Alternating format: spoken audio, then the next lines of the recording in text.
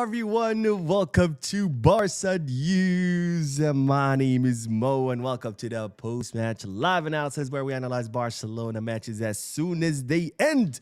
Today, we're going to be discussing Barcelona's victory over Osasuna 1-2 at El Sadar, which is Osasuna Stadium, by goals of Robert Lewandowski and the Shark, Ferran Torres. Because and today's victory was, of course, extremely important because, ladies and gentlemen, we're almost there. We're almost there. We're almost La Liga champions for the second season in a row because with today's victory, Barcelona are now 14 points ahead of Real penalties with only 12 points left in La Liga to be played. Now, of course, Real penalties do have their respective match scheduled for tomorrow against Espanyol at the at Cornellà at Espanyol Stadium. And if Madrid don't win tomorrow, meaning if they draw or if they lose, Barcelona will be automatically champions during this weekend, and that is absolutely huge. Now, on paper, tomorrow's match should be an easy match for Real penalties. They should be able to beat a team like Real Sociedad. Sorry, not Real Sociedad, Espanyol. But that's not necessarily a straightforward match. Why do I say that? For starters, Real Madrid players are checked out, right? Kylian Mbappé just got declared injured for the rest of the season, so he's going to miss the rest of the season. And to me, I think the rest of the players are going to look at that and be like, well, Barcelona are 14 points ahead of us. There's only 12 points left to be played. The World Cup is right around the corner. Mbappé just freaking checked out. Why should I risk my health? Why should I risk an injury and risk not going to the World Cup when the chances of us mounting a comeback are slim to nothing? And when Mbappé, who's supposed to be the best player in the world, has already checked out and is looking forward to the World Cup. So I think tomorrow, the players are not going to come out that motivated. I think the motivation is pretty much gone. And as far as Espanyol, they are fighting to stay in the first division. So they are going to be coming out with full motivation. They are going to come out to win because, after all, they got nothing to lose. I don't think any of their players are going to be called up to the World Cup. Plus, again, they have to stay in first division because all these players have clauses in their contract that if Espanyol gets relegated to second division, well, their salaries get decreased by a huge amount. Because, of course, when you get relegated to second division, you make a lot less money as a club. So you have a lot less money to pay out salaries. So these players are not only fighting to stay in first division, they're fighting for their own livelihoods, right? They're fighting to keep that salary so they can keep putting food on the table. So I think Espanyol tomorrow is going to come out full swing as opposed to Real penalties, who are pretty much checked out. Now, of course, this could still mean a victory for Real penalties, but in that case, of course, it means that El Clásico match will decide this La Liga title, I should say. It will be the final nail in the coffin. So again, if Real penalties lose or draw tomorrow, we're champions. If they win, then El Clásico match, we could become champions. Now, if you ask me what do I prefer, of course, I prefer to become champions against Real Madrid by beating Real Madrid at the Camp Nou in the first El Clásico match since the reopening of the Camp Nou. To me, that would be historic. To me, that would be absolutely special. But of course, I'm curious to hear, what do you guys think? Let me know. Do you prefer becoming champions tomorrow? Meaning, do you want Real penalties to drop points tomorrow and become champions? Or do you want us to become champions against Real penalties at the Camp Nou? Let me know in the chat section or in the comment section. Maybe I even do a poll after the video so I could see what everybody thinks. So one step closer again, 14 points clear now with Real penalties, of course, yet to play their match with only 12 points left to be played. As you saw at the end of the match, the players were celebrated because they know that now it's a matter of time thanks to this victory. But let's talk about today's victory, because today's victory, even though incredibly important in this title race, very bad match, offensively speaking, by Barcelona, because today's Today's Barcelona offensive display was absolutely horrendous, especially during the first half. I mean, the team maintained possession of the ball, but I feel like this possession was thanks to Osasuna letting us have the ball as opposed to us maintaining possession because we were that much superior. Because Osasuna sat deep in their field, looking to defend and then looking, of course, to cause us damage on the counterattacks. And it worked because, again, even though we had possession, we didn't really create much. I think we had maybe two half chances that we wasted. There was one by Lewandowski where he shoots and it goes over goal. And I think the other one was, I can't remember if it was by Fermin or whom, but we barely created anything during the first half because Osasuna's defense worked. And of course, they're the ones who created a lot more chances than we did. In fact, they created two really close ones with Budimir hitting the post in one and the other one with a great save by Juan Garcia that, meant that the first half was ending 0-0. But an incredible effort by Osasuna and, of course, a very poor display by Barcelona, who honestly, without Lamine Yamal, man, it's a problem. It's a problem because from the outside, we got nothing, man. We got nothing. I mean, there's nobody to create those chances by dribbling, by going 1v1 against defenders. That usually is Lamine on the right. Without Lamine, there's no way to do it because Rooney Bardakji wasn't doing it. And of course, on the left, Rafinha's injured. We don't have any other reliable wingers. So we were playing with, I think it was Fermin Lopez as the winger. So from the outside, we had really nothing. No attack, no danger. And of course, that then shuts down the interior corridors because the thing about Lamine Yamal, not only does he create space from the wing by taking on defenders, but he also creates space down the middle because while he's doing what he's doing, because he's so good, he ends up attracting 2, 3, sometimes even 4 defenders to mark him. And what that does, that of course leaves spaces through the middle because those defenders that are in charge of covering the middle, they now have to go to the wing to cover Lamine, leaving plenty space through the middle. So not only does Lamine create space on the wing with his dribbling, he also creates space through the middle by attracting defenders.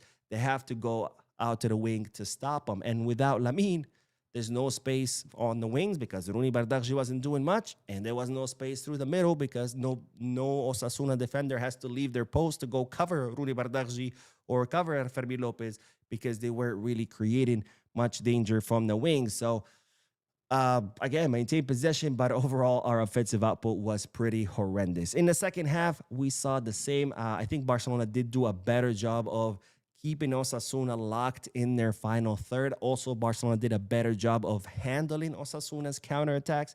Osasuna's counterattacks were not as dangerous as they were during the first half, but again, our offensive output was still pretty poor. Our offensive display was still pretty poor, but thankfully in 2 plays, we were able to score 2 goals. A really great cross by Marcus Rashford into the box in the way Lewandowski just goes around his defender, jumps, heads it. I mean, that's why we signed Lewandowski when we did, because that's exactly what you expect a world-class center forward like him to do, to create that chance to beat his defender, to get to where he's supposed to get and then head that ball in. And then, of course, a brilliant assist by Fermin Lopez that left Ferran Torres 1v1 against Osasuna's goalkeeper. And boom, it looked like it was a wrap. It looked like it was 0-2. And then within 2 minutes, Osasuna scored their goal. And then, of course, they went all out. At one point, they even attacked with their goalkeeper. I mean, they went on full blitz attack. That was, of course, helped by the referee who gave 8 minutes of added time. I mean, 8 minutes. How? Can someone explain to me how that deserved 8 minutes of added time? I have no idea. I mean, I've seen matches where the other team wasted a lot more time, and we ended up getting 3-4 minutes, but this time 8. But anyways, Osasuna went all out. Barcelona were able to hold on.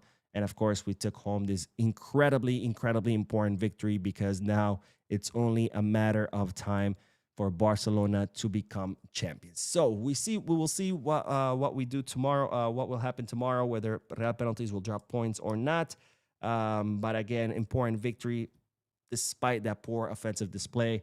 Rafinha was on the bench today, so he has been declared fit. That's great, of course, but he didn't get any minutes, which gives me the feeling that maybe he won't start against Real Penalties. Maybe he will. We'll have to wait and see. But the good thing is that he is back.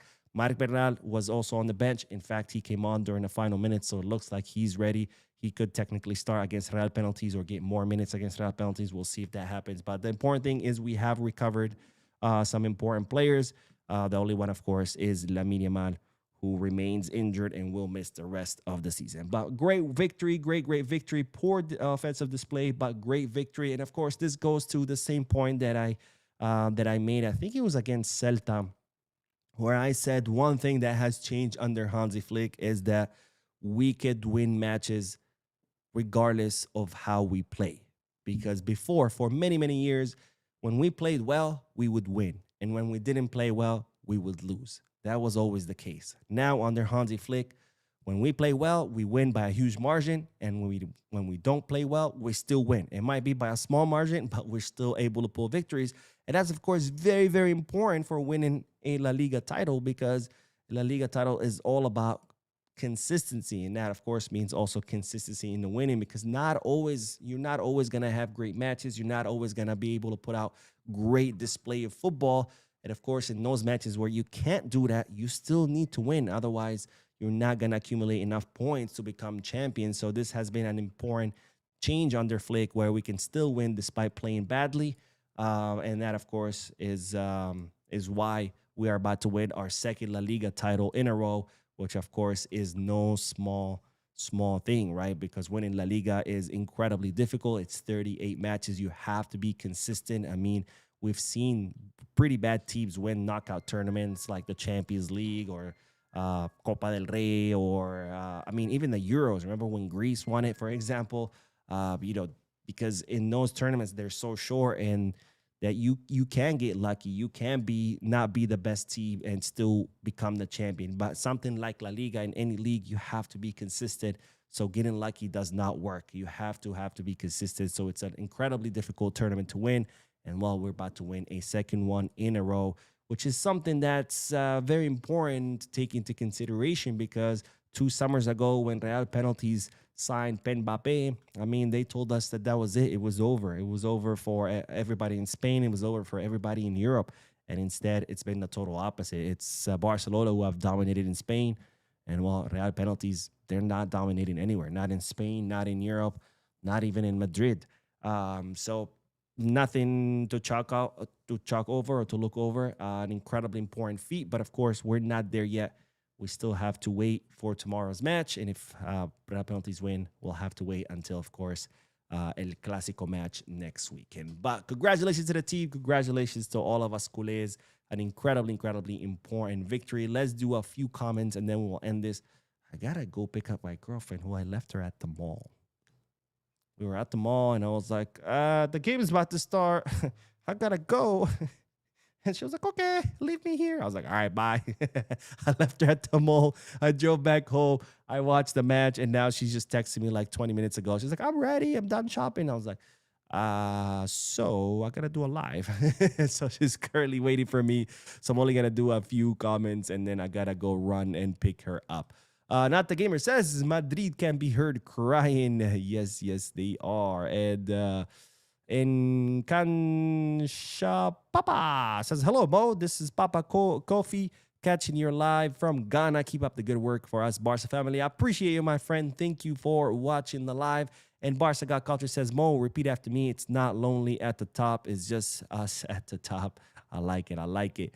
And Dennis says, don't you think Rashford should have shot at that free target when the goalkeeper was not in place? Yes, absolutely. I was like, why are they passing the ball around? Just fucking shoot the ball. I was screaming at the TV so bad. But anyways, Billy Max says, campeones. Not yet, my friend. Not yet. But hopefully tomorrow or next weekend in the Clásico match. And Bad Boy says, poor game, but somehow we still find a way. Exactly. And that, again, that has been the very important change under Hansi Flick, where even when we have bad matches, we're still able to win. And that's, of course, very important when it comes to La Liga. Edward says, hi, Mo, good to see you, but no watch along. Rooney didn't take any on. Makes Lamine look too good. I was late to when, like I said, I left my girlfriend at the mall. I ran home. And when I got here, it was already 3:15. So it was 15 minutes through the first half. And I was like, all right, by the time I set up the live thumbnail, the scoreboard, blah, blah, blah, I'm like, it's going to be like 30 minutes with it through the first half. I was like, It's just not worth it. Joseph says, good evening, Mo. The referee was so biased and didn't want us to win. I don't know about that. I don't have complaints about the referee except the 8 minutes that he added at the end. I was like, 8 minutes, really? Luna says, I pray that Arbeloa does not leave Madrid. He's doing a very good work. I hope so. I hope so too, man. I really hope he stays for as long as possible because I love that guy. I love that guy. Anyways, that is all, ladies and gentlemen. Thank you so much for tuning in. I will be posting a news video later tonight. I have to go to dinner with my family, so it'll probably be later at night. So stay tuned to the channel. Don't forget to hit the like button, subscribe to the channel, drop a comment, and as always, Viscars.